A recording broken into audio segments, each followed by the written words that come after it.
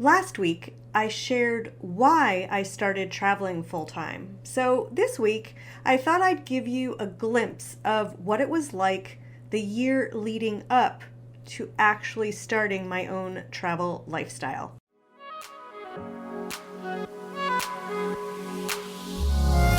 Welcome to the How to Travel Full-Time podcast. I'm your host, Heather Markel. If you're dreaming of full-time travel or moving abroad, but stuck at the emotional, financial, and logistical challenges, this podcast is for you. I'll help you trade overwhelm for information that gets you from down and stuck to up and going. You can dream about the travel lifestyle, or you can live the travel lifestyle. If you're ready to live it, then let's jump in together.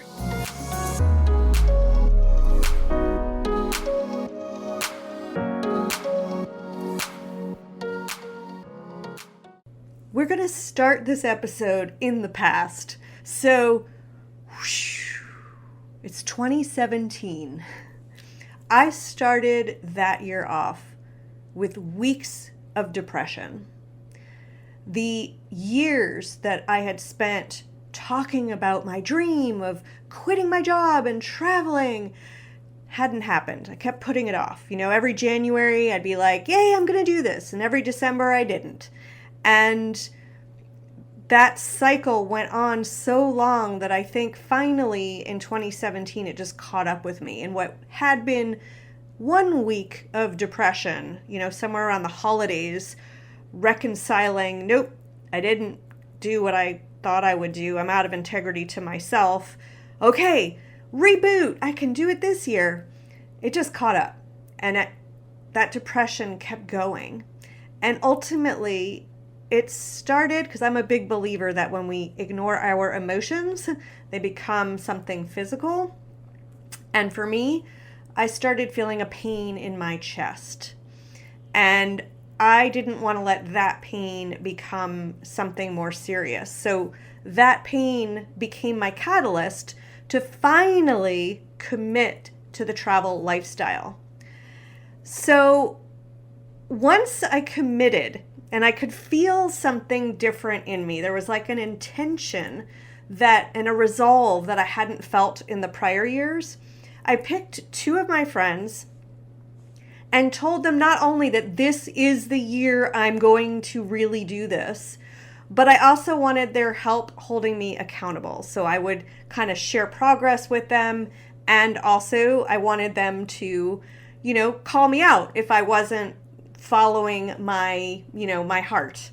So I also started telling other people here and there, and there's something about saying it out loud that made it more real. Now, I hadn't yet told my parents because I knew that was going to take a little more courage. But so I knew that I needed to spend 2017 building up my courage if I was really going to do this. So I decided that I needed to find some challenges and step up to them. So this weird thing happened. Up until then, whenever I had this idea of like quitting my job to travel, my head and my heart were like enemies. So my heart would be like, oh, one day I would love to quit my job and travel. And my head would go, how are you going to pay your rent? How are you going to eat? And just like, it was like yelling at my heart. That was how I experienced it. And then suddenly this weird thing happened. I started the dialogue that I was experiencing between my head and my heart went something like my heart saying, one day I'd really love to quit my job and travel and experience this. But I know, I have to worry about my, money and rent. And my head said, well, what if you end up making more money because you quit your job and traveled? I'm like looking around like, who said that? So it was this weird, amazing experience of as I stepped more into my heart's conviction, it's like the rest of me came along and I felt very aligned. So during the year, I literally, I didn't, when I say I was looking for challenges, I didn't like make I didn't make them up. Okay, during the year I got to do 1, 2, 3. It was in the moment things happened. So February of 2017, I flew off to Iceland. And I had been there before, and I spent a week there, and I saw the Northern Lights for the first time. It was amazing. Like one of those moments where I really felt like I had met God. And I also, my last night there, met this guy from Spain, and we like stayed up all night talking, and we had a really nice connection, and we ended up staying in touch. And so actually, I'm supposed to go fly home, and I realized I don't want to leave, which was a common thing for me when I would go on vacation. I just didn't want to leave. But, so there was a giant snowstorm, so I was like, yay, there's no way my flight's going to take off. There's like 26 inches of snow, something that, in the States would just ground all the airlines. No, not in Iceland, not a big deal. So I tried to get bumped for my flight, didn't happen. I flew home. I regretted it the whole time. I got moved. They made me move to a different seat, and I was like, oh, I shouldn't have left. I shouldn't have left. And then I went, I get home, and I'm like, oh, I wish I hadn't left, and I'm downtrodden. And I look at the forecast for the Northern Lights the next night, and it is so good that I realize I'm going to really regret if I'm not there. So it dawned on me, this is a challenge for me to do something different. Because normally I would just go back to my job and, make peace with the whole thing. And this time I'm like, nope. I booked a return flight to Iceland the next day using points. I think I spent like $60 or something, and plus points, and told my boss that I would not be in the next day, that I would actually be out a couple more days. And I called my mom on the way to the airport so that she wouldn't talk me out of it. Told her I was going back to Iceland. And on the plane, I'm thinking I'm the craziest person on this plane. I just booked my flight the day before. And in the row behind me, and this is what I love about karma, destiny, I don't know what it is, but this guy sitting behind me who's booked his flight hours before for the same reason. He wanted to go see the Northern Lights. So we get to Iceland, and I had used a tour company before my first visit to see the Northern Lights, and I contacted them again, and I'm so excited. And then the day, if you've been to Iceland, or even if you haven't, the weather changes really fast. So of course, clouds start moving, and it's like an epic day. And then until the afternoon's coming and the clouds are rolling in, I'm like, oh my God, I can't believe this. I finally have the guts to do this. Are you kidding me? And we go out to see the Northern Lights, and it's just complete cloud cover. And there's this tiny section of the sky that is a little bit open, and you can see there's some green, and I'm like, oh, I can't take this. So here's what I did. It took matters into my own hand. And I, out loud, in the middle of everyone, I said, Aurora, please, clouds, could you clear up so we could see Aurora? And I'm talking to the sky, and the clouds open up. It was pretty amazing. So the tour guide's looking at me, we're all laughing. And, there's this beautiful view of this, sort of wisps of green. And then I get cocky. And then I look up there and I go, Aurora, would you dance for me? Because of course I've never seen, I've seen the Northern Lights, but I haven't seen them dance, and I really want to see them dance. And I said, if you're shy, you know what? I'll dance if you'll dance with me. So I start dancing. Again, tour guide's totally cracking up. And then all the clouds clear, and Aurora is dancing above us. It was like if God had an Etch-a-Sketch. There it was. And I just felt so amazed. It was like I'd had all this courage. I made it through the clouds, and reflected back to me somehow. The universe was just reflecting my dreams back to me. It was just this really epic, beautiful moment. So that was the first challenge that, I stepped up to. It was amazing. Now, I mentioned that before I made this return trip to Iceland, I had met this Spanish guy and that we stayed in touch. And in fact, we stayed in touch for 6 months. And finally, we discussed visiting each other, and I decided I would go off and visit him, which for me was just crazy. Like, I'm like, I don't really know him that well, apart from this, connection on like videos and emails and text messages. And so I'm like, wow, I'm kind of crazy, but okay. So I realized challenge number 2.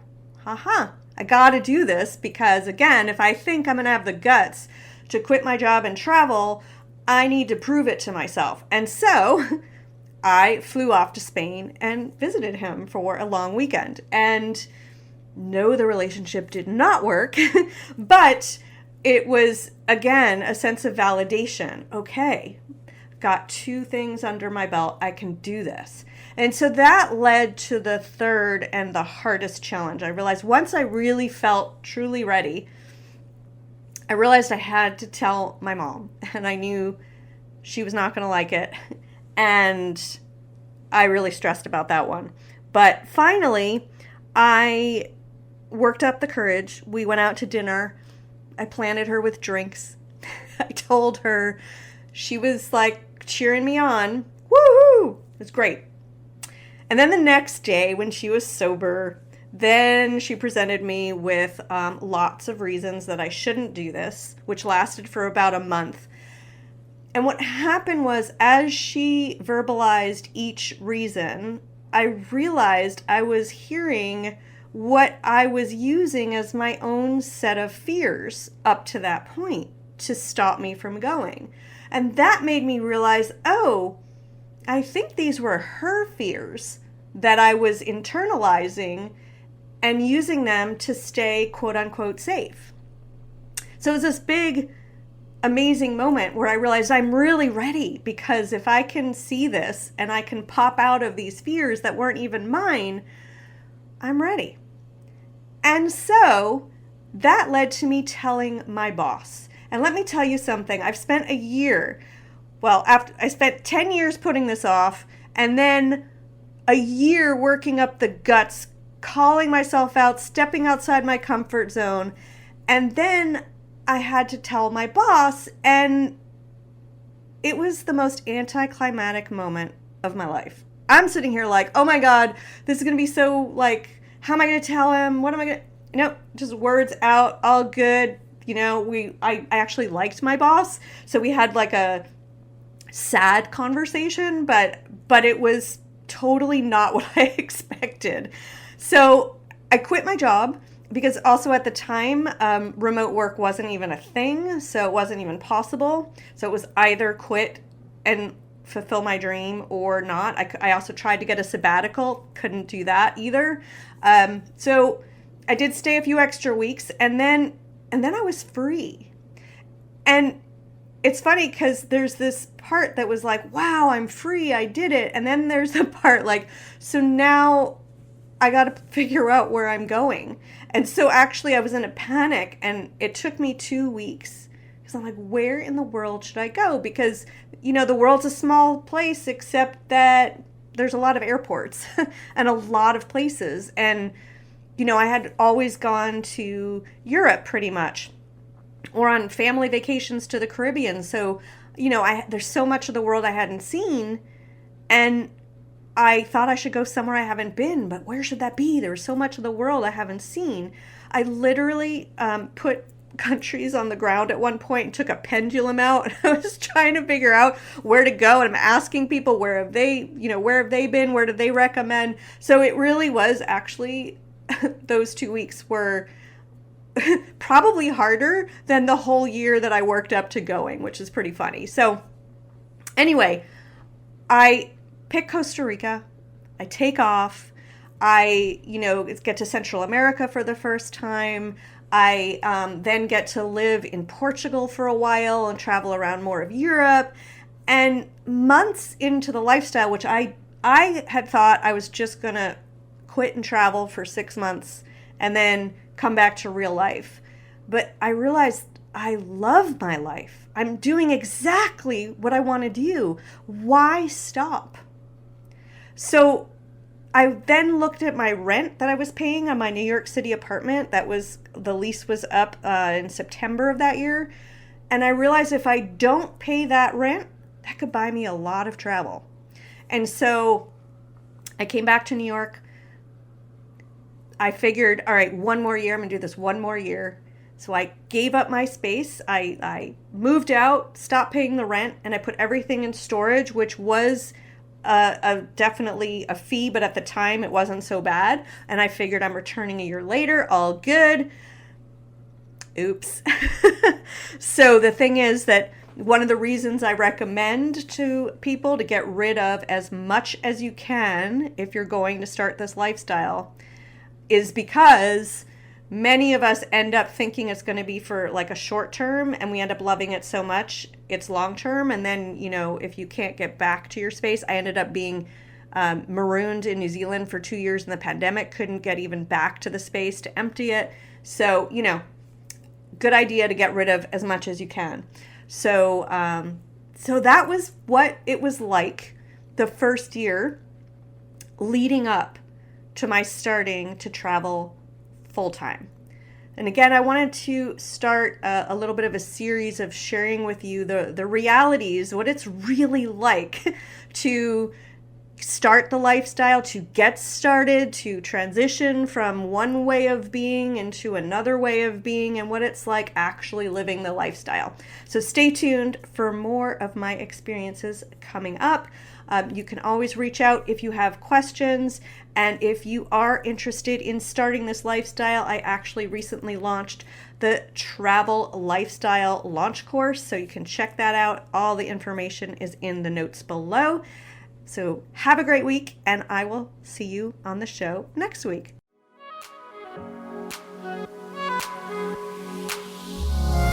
Thanks so much for listening to the How to Travel Full-Time podcast. If you loved it, please leave a review and let us know. Make sure to subscribe to get the latest episodes. Check out the show notes for important resources related to this episode, and come visit us at travellifestylecoach.com to learn more great information. If you're ready to get started with the lifestyle, go to moneyfortravelbootcamp.com, where you can learn all the strategies to afford this amazing lifestyle. Talk to you next week.